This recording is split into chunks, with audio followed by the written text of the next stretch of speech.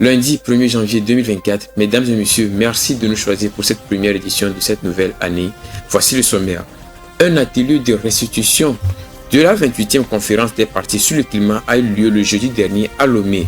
Au cours de cette rencontre présidée par le ministre de l'Environnement, il a été question de rendre public le fruit de la participation du Togo à la 28e grande messe sur le climat. Les détails en ce début de journal. La France finit l'année 2023 sur une bonne note en termes de réduction des émissions de gaz à effet de serre. Comment l'Hexagone est parvenu à un tel résultat, vous le saurez dans cette édition. Et l'année 2023 est sacrée année la plus meurtrière du 21e siècle. D'après Emergency Event Database, les feux de forêt ont été responsables d'importantes catastrophes naturelles sur l'environnement et sur les humains. C'est tout pour les titres. Bienvenue dans ce journal.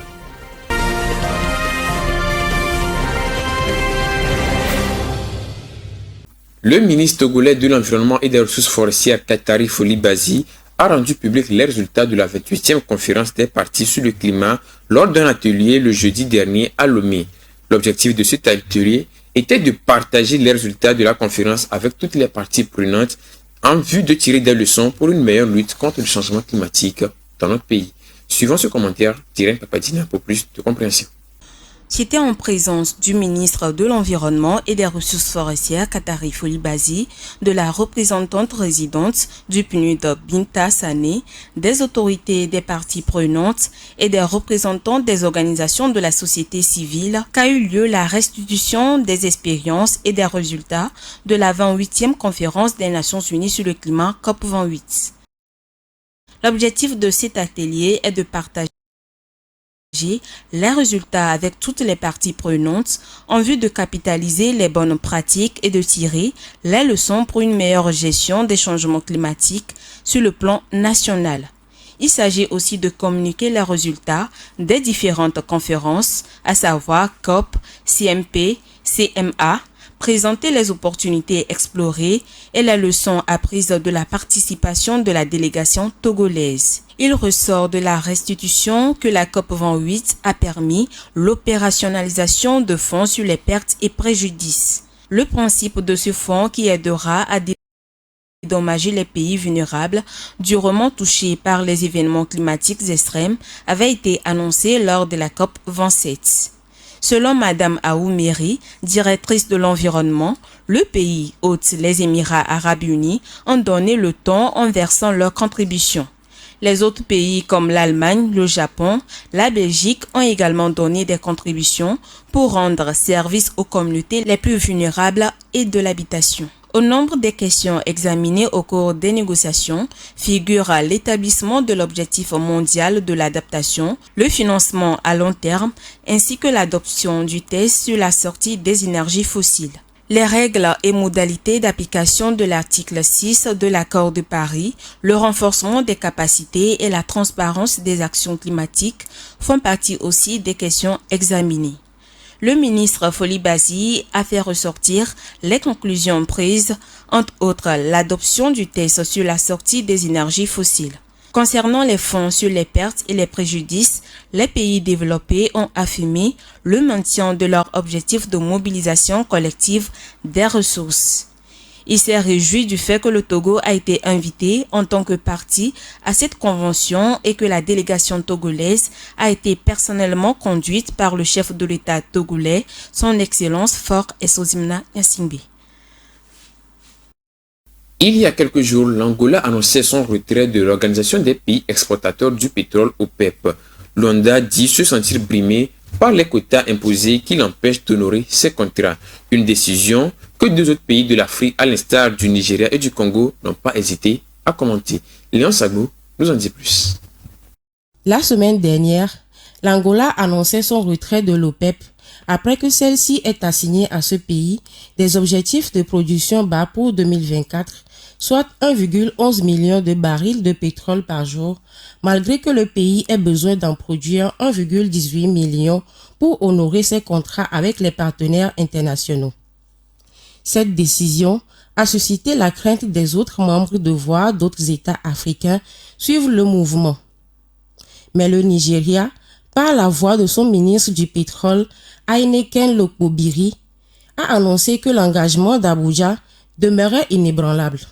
Il affirme aussi que c'est la collaboration et l'organisation qui permettaient de maintenir le marché, aidant ainsi à garantir la stabilité des prix aux consommateurs.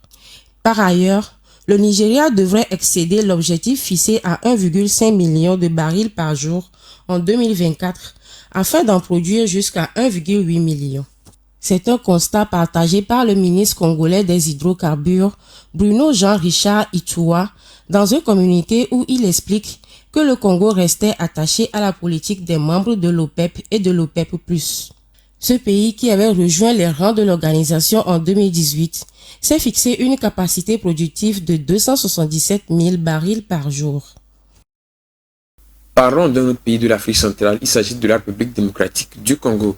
Des intempéries ont causé la mort d'une vingtaine de personnes et de plusieurs disparus au sud Kivu dans l'est de la République démocratique du Congo le mardi dernier.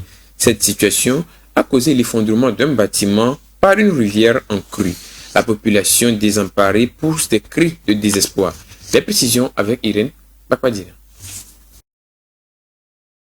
L'accident s'est produit dans une zone rurale et minière du territoire de Mbangia, dans la province du Sud Kivu, dans la République démocratique du Congo. Par une forte pluie, les habitants, mineurs artisanaux, petits commerçants, cultivateurs se sont abrités sur un hangar servant de restaurant de fortune au bord d'une rivière. Les pluies torrentielles ont provoqué un glissement de terrain et le déchaînement d'une rivière qui a emporté une vingtaine de personnes pendant la nuit du dimanche dernier.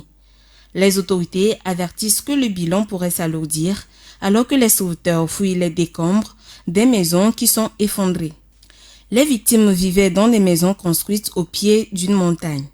Ces inondations, causées par des phénomènes météorologiques extrêmes, ont entraîné de nombreux dégâts et englouti plusieurs maisons depuis plusieurs jours. Le bilan est encore provisoire car des corps sont encore sous les décombres. Dans la même région, 425 personnes avaient perdu la vie dans des inondations dues à ces fortes pluies en mai dernier.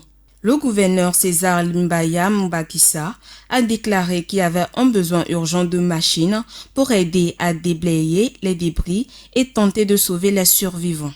Le gouverneur a également présenté ses condoléances aux familles des victimes et a décrété 3 jours de deuil dans toute la province. Protégée du braconnage, la plus grande population d'éléphants au monde est menacée par la sécheresse. Selon le Fonds international de la protection des animaux, au moins 100 éléphants sont morts dans le parc national d'Iwange, la plus grande réserve naturelle du Zimbabwe. Alexandra Adikami. Au Zimbabwe, les pluies d'été ont accusé un retard d'environ 5 semaines en raison du phénomène El Niño. Dans le parc national de Hwange, qui couvre environ 15 000 km² au nord-est du pays, de nombreux points d'eau autrefois abondants se sont transformés en flaques boueuses. Les près de 45 000 éléphants que comptent l'aire protégée ont fait face à un stress hydrique sévère. Épuisés par le manque d'eau, des dizaines d'entre eux ont succombé. D'après le Fonds international pour la protection des animaux, à la fin de la saison sèche, les éléphants sont toujours affaiblis. Pendant la saison sèche, les éléphants restent toujours autour des points d'eau. Ils se nourrissent de la végétation avoisinante et donc plus la saison sèche dure, plus ils doivent s'éloigner des points d'eau pour manger et revenir pour boire. Donc, si la saison sèche se prolonge, les distances à parcourir deviennent trop importantes et les éléphants s'affaiblissent et certains finissent par mourir. L'organisation indique que les 104 forages d'eau alimentés par énergie solaire du parc de Hwange n'étaient pas suffisants pour faire face aux températures extrêmes qui assèchent les points d'eau existants, obligeant les animaux à parcourir de longues distances à la recherche de nourriture et d'eau. La nouvelle sur le péril des éléphants au Zimbabwe est survenue au moment où s'achevait à Dubaï, aux Émirats arabes unis, la 28e conférence des Nations unies sur le climat.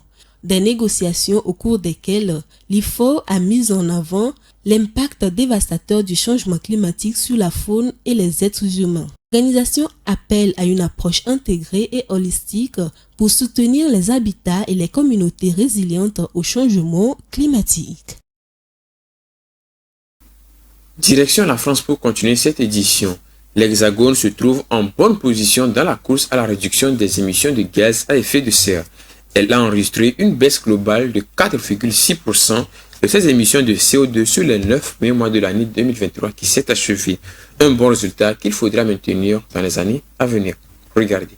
Les 9 premiers mois de l'année 2023 ont été marqués par une baisse de 4,6% des émissions de gaz à effet de serre par rapport à la même période en 2022 dans l'Hexagone. Un recul considérable dont se réjouit le Centre interprofessionnel technique d'études de la pollution atmosphérique CITEPA. 3 secteurs ont le plus participé à cette baisse. D'abord l'industrie avec moins 9,3%, ensuite la production d'énergie qui enregistre un recul de 9,4% et les bâtiments où on note une baisse de 7,5%. Les transports contribuent plus modestement à cette tendance à la baisse avec un pourcentage en moins de 1,8%, toujours selon le CITEPA qui est l'organisme mandaté pour réaliser l'inventaire français des émissions et qui en publie une préestimation. Notons qu'en mai dernier, la France a annoncé vouloir réduire ses émissions de gaz à effet de serre de 50% en 2030 par rapport au niveau de 1990 et ceci conformément aux engagements européens. Une ambition qui implique de doubler le rythme de baisse des émissions actuelles. Contrairement aux autres domaines, le transport aérien continue de voir ses émissions augmenter. Ainsi, l'on enregistre une augmentation de plus de 21% pour les vols domestiques sur les 9 premiers mois et de 27% pour les vols internationaux. Parlons toujours de l'année 2023 écoulée. Elle a été sacrée la plus meurtrière du XXIe siècle d'après Emergency Event Database de l'Université catholique de Louvain. On note des feux de forêt dans l'Hexagone, près de 400 millions d'hectares brûlés, plus de 250 personnes tuées et le rejet de 6,5 milliards de dioxyde de carbone dans l'atmosphère. Alexandra Adekambi pour les détails. Le continent américain a connu cette année une saison de feux de forêt qui a battu tous les records avec près de 80 millions d'hectares brûlés, soit plus d'une fois et demie de la surface de l'Espagne.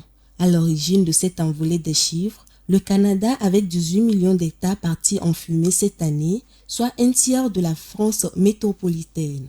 97 morts et 31 disparus dans les incendies à Hawaï en août, 34 tués en Algérie, au moins 26 en Grèce. L'année a été la plus meurtrière du XXIe siècle selon Emergency Event Database de l'Université catholique de Louvain avec plus de 250 morts. La Grèce frappée par le plus grand incendie jamais enregistré dans l'Union européenne. Une surmortalité qui risque de s'accroître dans les années à venir avec des incendies qui se rapprochent dangereusement des espaces urbanisés. En cette année 2023, en plus des zones habituellement exposées comme le bassin méditerranéen, l'Amérique du Nord ou l'Australie, d'autres régions, jusqu'alors plus préservées comme Hawaï et Tenerife, ont été dévastées, augmentant le nombre de personnes menacées et frappant les populations les plus vulnérables. Outre le dioxyde de carbone, les feux de forêt et de végétation dégagent toute une série de particules nocives de monoxyde de carbone à une longue série d'autres gaz ou d'aérosols. Ces émissions altèrent très fortement la qualité de l'air sur des centaines de kilomètres pour les feux les plus intenses. Selon une étude parue en septembre dans la revue Nature, les populations des pays les plus pauvres, en premier lieu en Afrique centrale, sont très largement davantage exposées à la pollution de l'air causée par ces feux que celles des pays développés. L'Afrique est le continent comptant le plus d'hectares partis en fumée depuis le début de l'année. Et pour clore cette édition, parlons de biodiversité et précisément du Tangara émeraude. C'est un oiseau qui présente un plumage très particulier bleu pour un port et vert pour l'autre. Il a été photographié en 100 ans d'observation en Colombie. C'est le deuxième cas seulement de gynandromorphisme signalé chez cette espèce. Léon Sagbo nous donne les précisions. Un phénomène extrêmement rare, une bizarrerie de la nature, un oiseau mi-mâle mi-femelle a été récemment observé entre octobre 2021 et juin 2023 en Colombie. Les résultats de cette découverte ont été publiés il y a quelques jours dans Journal of Field Ornithology. Les couleurs de ce petit oiseau ont retenu l'attention d'un ornithologue qui a eu le réflexe d'immortaliser le moment. Cet oiseau possède un plumage particulier, une moitié bleue qui correspond à son côté mâle et l'autre moitié verte qui représente son côté femelle. Deux parties bien délimitées et visuellement très jolies, mais qui en dit long scientifiquement sur la particularité de ce volatile. C'est un cas de gynandromorphisme, un animal qui présente des caractères à la fois mâle et femelle. Cette anomalie est aussi observée chez d'autres animaux, en l'occurrence les insectes, les papillons et les lézards. En son temps, c'est le deuxième cas signalé chez cette espèce d'oiseau appelé Tangara émeraude. Il ne faut néanmoins pas confondre le gynandromorphisme à l'hermaphrodisme, qui correspond à la possession d'appareils reproducteurs mâles et femelles. Ce phénomène Tangara émeraude observé en Colombie serait lié à une erreur de la fécondation. Les scientifiques ont remarqué que les autres Tangara semblent éviter cet oiseau mi-bleu mi-vert. Pour ces scientifiques, ce cas de gynandromorphisme permettra d'en savoir plus sur le développement sexuel des oiseaux. Ainsi profite cette première édition de cette nouvelle année. Merci de votre attention. Bonne et heureuse année 2024 à vous. Prenez soin de vous et également de votre environnement.